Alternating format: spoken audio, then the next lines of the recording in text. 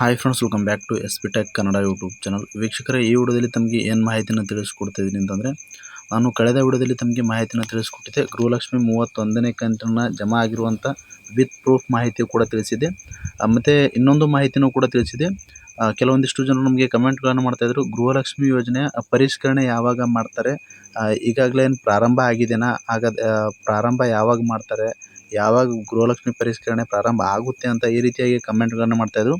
ನಾನು ಕಳೆದ ವಿಡಿಯೋದಲ್ಲಿ ತಮಗೆ ಮಾಹಿತಿನ ತಿಳಿಸ್ಕೊಟ್ಟಿದ್ದೆ. ಅದರ ಬಗ್ಗೆ ಇನ್ನೂ ಕೂಡ ಸ್ಪಷ್ಟವಾದ ಮಾಹಿತಿನ ತಿಳಿಸಿಲ್ಲ. ಸ್ಪಷ್ಟವಾದ ಮಾಹಿತಿ, ನಿಖರವಾದಂಥ ಮಾಹಿತಿಗಳು ಲಭ್ಯವಾದರೆ ಸರ್ಕಾರದ ಕಡೆಯಿಂದ ನಾನು ಖಂಡಿತವಾಗಿ ವಿಡಿಯೋ ಮುಖಾಂತರ ತಮಗೆ ಮಾಹಿತಿನ ತಿಳಿಸ್ತೀನಿ ಅಂತ ಹೇಳಿದ್ದೆ. ಅದೇ ರೀತಿಯಾಗಿ ವೀಕ್ಷಕರೇ, ಇವತ್ತು ಕ್ಯಾಬಿನೆಟ್ ಮೀಟಿಂಗಲ್ಲಿ ಡಿ ಕೆ ಶಿವಕುಮಾರ್ ಸರ್ ಅವರು ಇವತ್ತು ಗೃಹಲಕ್ಷ್ಮಿ ಪರಿಷ್ಕರಣೆ ಬಗ್ಗೆ ಮಾಹಿತಿನ ತಿಳಿಸಿದ್ದಾರೆ. ಏನೆಲ್ಲ ಮಾಹಿತಿಯನ್ನು ತಿಳಿಸಿದ್ದಾರೆ, ಯಾವಾಗಿನಿಂದ ಪರಿಷ್ಕರಣೆ ಪ್ರಾರಂಭ ಆಗುತ್ತೆ, ಏನೆಲ್ಲ ದಾಖಲೆಗಳು ಪರಿಷ್ಕರಣೆ ಮಾಡ್ತಾರೆ, ಜೊತೆಗೆ ಯಾವ ರೀತಿ ಈ ಒಂದು ಪರಿಷ್ಕರಣೆ ಪ್ರಕ್ರಿಯೆನ ಪೂರ್ಣ ಮಾಡ್ತಾರೆ, ಮತ್ತು ಈ ಒಂದು ಪರಿಷ್ಕರಣೆ ಪೂರ್ಣಗೊಳಿಸೋದಕ್ಕೆ ಎಷ್ಟು ಕೋಟಿ ಅನುದಾನ ಇಟ್ಟಿದ್ದಾರೆ ಅಂತ ಎಲ್ಲವೂ ಕೂಡ ಈ ವಿಡಿಯೋದಲ್ಲಿ ಕಂಪ್ಲೀಟಾಗಿ ಮಾಹಿತಿನ ತಿಳಿಸ್ಕೊಡ್ತಾ ಇದ್ದೀನಿ. ಇನ್ನೂ ಯಾರು ವಿಡಿಯೋಗೆ ಲೈಕ್ ಮಾಡಿಲ್ಲ ಅಂತಂದರೆ, ವಿಡಿಯೋ ನೋಡುವಂಥ ಪ್ರತಿಯೊಬ್ಬರು ಕೂಡ ತಪ್ಪದೆ ವಿಡಿಯೋಗೆ ಲೈಕ್ ಮಾಡಿ. ವಿಡಿಯೋಗೆ ಲೈಕ್ ಮಾಡಿದ ತಕ್ಷಣ ಹೈಪ್ ಅನ್ನೋ ಆಪ್ಷನ್ ಕೂಡ ಬರುತ್ತೆ, ಅದನ್ನು ಕೂಡ ಕ್ಲಿಕ್ ಮಾಡಿ. ಮತ್ತು ಇನ್ನೂ ಯಾರು ನಮ್ಮೊಂದು ಯೂಟ್ಯೂಬ್ ಚಾನಲ್ನ ಸಬ್ಸ್ಕ್ರೈಬ್ ಆಗಿಲ್ಲ ಅಥವಾ ಹೊಸದಾಗಿ ಯಾರಾದರೂ ನಮ್ಮೊಂದು ಯೂಟ್ಯೂಬ್ ಚಾನಲ್ನ ನೋಡ್ತಾ ಇದ್ರಿ ಅಂತಂದರೆ, ಇಲ್ಲಿ ಸ್ಕ್ರೀನ್ ಮೇಲೆ ನಿಮಗೆ ಸಬ್ಸ್ಕ್ರೈಬ್ ಅನ್ನೋ ಆಪ್ಷನ್ ಕಾಣ್ತಾ ಇದೆ. ಸಬ್ಸ್ಕ್ರೈಬ್ ಆಪ್ಷನ್ ಮೇಲೆ ಕ್ಲಿಕ್ ಮಾಡಿ.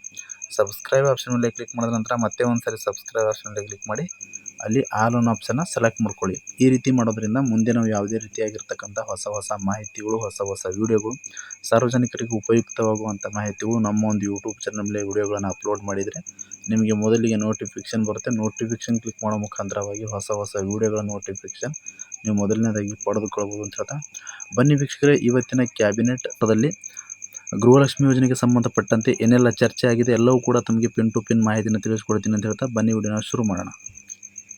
ವೀಕ್ಷಕರನ್ನು ಕಳೆದ ವಿಡಿಯೋದಲ್ಲಿ ತಮಗೆ ಮಾಹಿತಿನ ತಿಳಿಸ್ಕೊಟ್ಟಿದ್ದೆ. ಗೃಹಲಕ್ಷ್ಮಿ ಯೋಜನೆಗಳ ಒಂದು ಅರ್ಜಿಗಳ ಪರಿಷ್ಕರಣೆ ಬಗ್ಗೆ ಸರ್ಕಾರದ ಕಡೆಯಿಂದ ಮಾಹಿತಿ ಬಂದ ತಕ್ಷಣ ತಮಗೆ ಮಾಹಿತಿನ ತಿಳಿಸ್ಕೊಡ್ತೀನಿ ಅಂತ ಹೇಳಿದ್ದೆ. ಅದೇ ರೀತಿಯಾಗಿ ಇವತ್ತು CM D K Shivakumar sir ಅವರು ಚರ್ಚೆ ಮಾಡಿದ್ದಾರೆ.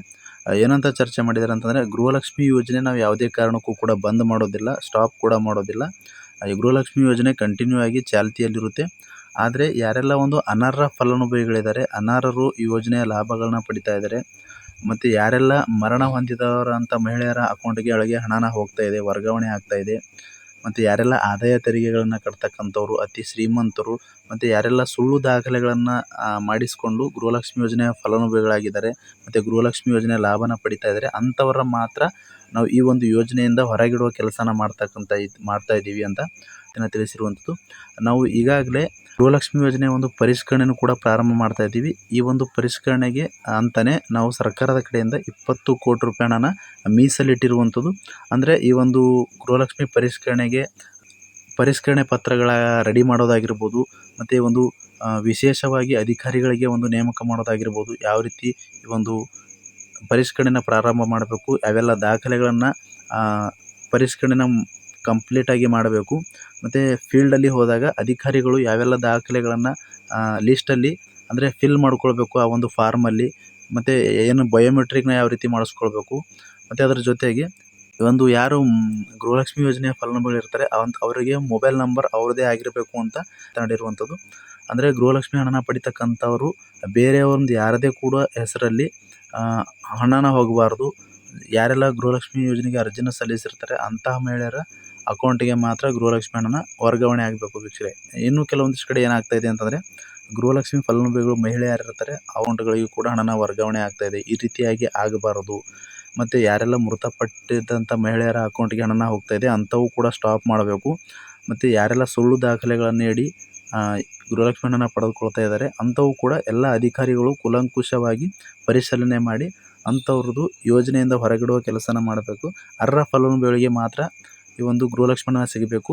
ಯಾರೆಲ್ಲ ಗೃಹಲಕ್ಷ್ಮಿ ಹಣನ ಪಡಿತಕ್ಕಂಥ ಮಹಿಳೆಯರಿದ್ದಾರೆ ಅವರದೇ ಒಂದು ಮೊಬೈಲ್ ನಂಬರ್ಗೂ ಕೂಡ ಅಪ್ಡೇಟ್ ಆಗಿರಬೇಕು. ಯಾಕೆ ಅಂತಂದರೆ, ಗೃಹಲಕ್ಷ್ಮಿ ಹಣನ ಜಮಾ ಆಗಿದ ತಕ್ಷಣ ಅವರಿಗೆ ಮೆಸೇಜ್ ಹೋಗಬೇಕು, ಬೇರೆಯವರಿಗೆ ಮೆಸೇಜ್ ಕೂಡ ಹೋಗಬಾರ್ದು ಅಂತ ಈ ರೀತಿಯಾಗಿ ಪರಿಷ್ಕರಣೆ ಪ್ರಕ್ರಿಯೆ ಹೀಗಿರುತ್ತೆ ಅಂತ ಮಾಹಿತಿನ ತಿಳಿಸಿರುವಂಥದ್ದು. ಅತಿ ಶೀಘ್ರದಲ್ಲಿ ಈ ಒಂದು ಪರಿಷ್ಕರಣೆ ಏನಿದೆ, ಗೃಹಲಕ್ಷ್ಮಿ ಯೋಜನೆ ಪರಿಷ್ಕರಣೆ ಕೂಡ ಪ್ರಾರಂಭ ಆಗುತ್ತೆ ಅಂತ ಮಾಹಿತಿನ ತಿಳಿಸಿರುವಂಥದ್ದು. ಅಂದರೆ ವೀಕ್ಷಕ, ಈ ಒಂದು ಪಂಚ ಗ್ಯಾರಂಟಿ ಯೋಜನೆಗಳೇನಿದೆ ಪಂಚ ಗ್ಯಾರಂಟಿ ಯೋಜನೆಗಳು ಎಲ್ಲವೂ ಕೂಡ ಅರ್ಹರಿಗೆ ಮಾತ್ರ ಸಿಗಬೇಕು, ಅನರ್ಹರಿಗೆ ಸಿಗಬಾರ್ದು ಅನ್ನುವ ಮಾತನ್ನು CM DK ಶಿವಕುಮಾರ್ ಸರ್ ಅವರು ಮಾಹಿತಿನ ತಿಳಿಸಿರುವಂಥದ್ದು.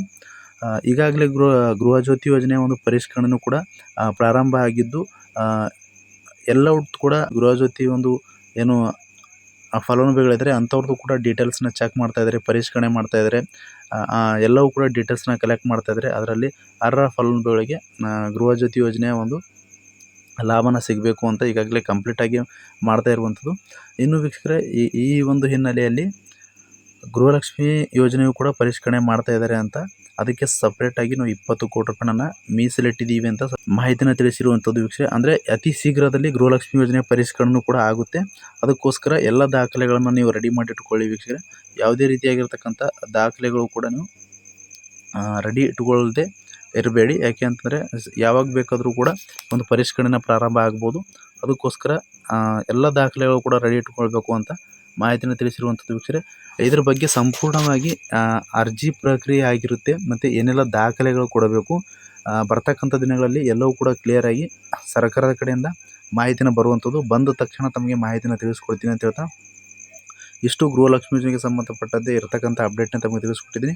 ಮತ್ತೇನಾದರೂ ಗೃಹಲಕ್ಷ್ಮಿ ಯೋಜನೆಗೆ ಸಂಬಂಧಪಟ್ಟಂತೆ ತಮಗೆ ಡೌಟ್ಸ್ ಇದ್ದರೂ ಕೂಡ ಕಮೆಂಟ್ ಬಾಕ್ಸಲ್ಲಿ ಕಮೆಂಟ್ ಮಾಡಿ. ಅಂತಹ ಕಮೆಂಟ್ಗಳನ್ನ ಆದಷ್ಟು ರಿಪ್ಲೈ ಮಾಡೋದಕ್ಕೆ ಪ್ರಯತ್ನ ಮಾಡ್ತೀನಿ ಅಂತ ಹೇಳ್ತಾ, ಫ್ರಮ್ ಬಿಗಿನಿಂಗಿಂದ ಎಂಡ್ವರೆಗೂ ಈ ಒಂದು ವಿಡಿಯೋನ ಮಿಸ್ ಮಾಡದೆ ಕಡೆ ತನಕ ವಾಚ್ ಮಾಡಿ ಅಂತ ಪ್ರತಿಯೊಬ್ಬರಿಗೂ ಕೂಡ ಹೃದಯಪೂರ್ವಕ ಧನ್ಯವಾದಗಳು ಸ್ನೇಹಿತರೆ. ಮತ್ತೆ ಇದೇ ರೀತಿಯಾಗಿರ್ತಕ್ಕಂಥ ಮಾಹಿತಿಯೊಂದಿಗೆ ಭೇಟಿ ಆಗ್ತಿರೋಣ. ಅಲ್ಲಿವರೆಗೂ ನಮಸ್ಕಾರ.